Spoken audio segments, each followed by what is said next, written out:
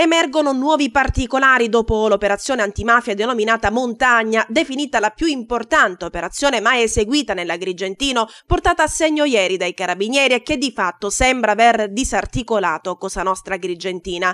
Le intercettazioni hanno permesso di appurare le diverse intimidazioni compiute dalla rete mafiosa ai danni di imprese. In una intercettazione si sente individuare un piccolo escavatore per poi udire la deflagrazione in diretta con il conseguente incendio del mezzo.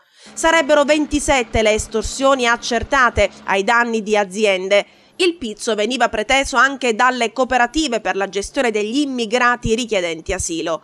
Ma non finisce qui. Un esponente della mafia agrigentina, che parla con altri esponenti di Cosa Nostra senza sapere di essere intercettato, dice che la mafia agrigentina è molto più pericolosa e seria di quella palermitana, è il fiore all'occhiello di tutti.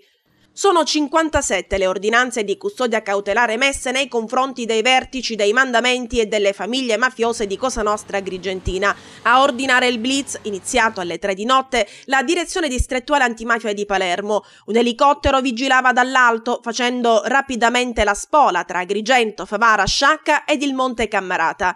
400 militari, più i carabinieri dello squadrone eliportato Cacciatori Sicilia e unità cinofile per la ricerca di droga ed esplosivi, hanno fatto simultaneamente irruzione in ville, appartamenti, case di campagna e casolari. In pochi minuti sono scattate le manette ai polsi di 57 soggetti, per lo più capi mandamento e capi famiglia di Cosa Nostra Agrigentina. A finire in manette anche il 37enne Francesco Fragapane, figlio di Salvatore, quest'ultimo già capo provincia di Cosa Nostra Agrigentina e da sempre in strettissimi rapporti con Totò Riina. Francesco è accusato di aver ricostituito e reggere il mandamento. L'operazione di ieri, frutto di una complessa attività di indagine partita a fine 2013, ha di fatto disarticolato i mandamenti di Santa Elisabetta e Sciacca, nonché 16 famiglie mafiose della provincia. In un colpo solo è stato decapitato il vertice di Cosa Nostra Agrigentina. Sono stati infatti arrestati capi e affiliati delle organizzazioni mafiose di Santa Elisabetta, San Biagio Platani, Bivona, Cammarata e San Giovanni Gemini, Favara, Raffadali, Cianciana, Sciacca, Casteltermini, Castronovo di Sicilia, Alessandria della Rocca, Sant'Angelo Muxaro, Palma di Montechiaro, Racalmuto, Capizzi in provincia di Messina e Caltavuturo in provincia di Palermo. I carabinieri hanno anche sequestrato 7 società, di fatto riconducibili ad alcuni degli arrestati.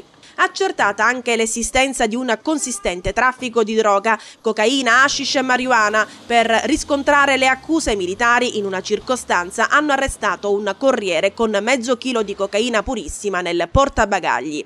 Nel corso delle numerose perquisizioni, i carabinieri del Comando Provinciale di Agrigento hanno sequestrato ad alcuni appartenenti al sodalizio oltre 500.000 euro in contanti, ritenuti provento delle attività illecite.